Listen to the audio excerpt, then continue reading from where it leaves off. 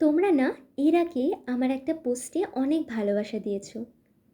কোন পোস্টে বলো তো? আমি তোমাদেরকে বলেছিলাম যে আমার ব্লগ কেমন লাগছে তোমাদের। তাতেই অনেকে এত সুন্দর রিয়্যাক্ট করেছো, এত সুন্দর কমেন্ট করেছো, তার জন্য অনেক ধন্যবাদ, অনেক ভালোবাসা। এইটা হচ্ছে সানডের একটা দিন, যেই দিন আমি প্রচুর ল্যাদ খেয়ে ঘুম থেকে উঠেছি দেরি করে। আর উঠেই রোজকার মতো অনেকটা জলও খেয়ে নিয়েছিলাম। সাথে এত রোদ ছিল আর গরম ছিল যে কিচ্ছু ব্রেকফাস্টও করতে ইচ্ছেও করছিল না, বেলাও হয়ে গিয়েছিল। আর একটা পার্সেলও রিসিভ করেছিলাম। মা করছিল মাটন কষা, সাথে চিকেন কষাও হচ্ছিল। মা যখন এই মাটন কষাটা করে না, ওই শেষ পর্যায়ে না মাটন কষা থেকে একটুখানি মাটন কষা না নিলে না একদমই মন ভরে না। তারপরে স্নানটা কমপ্লিট করে নিয়েছিলাম।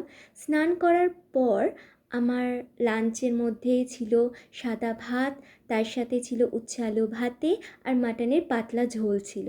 যারা মাটন খেতে ভালোবাসো আমার মতো, তারা কিন্তু আমার সাথে একমত হবে যে মাটনের পাতলা ঝোলের সাথে না সাদা ভাতটাই বেস্ট লাগে।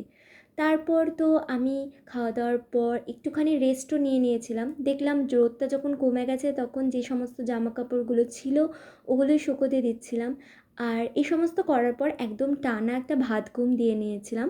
সন্ধেবেলায় উঠে চা করে নিয়েছিলাম, যেহেতু আমি চিনি খাই না, তার জন্য আমি সবসময় না আদা গোলমরিচ দিয়ে চাটা খাই, চাটাই আমার বেশি ভালো লাগে।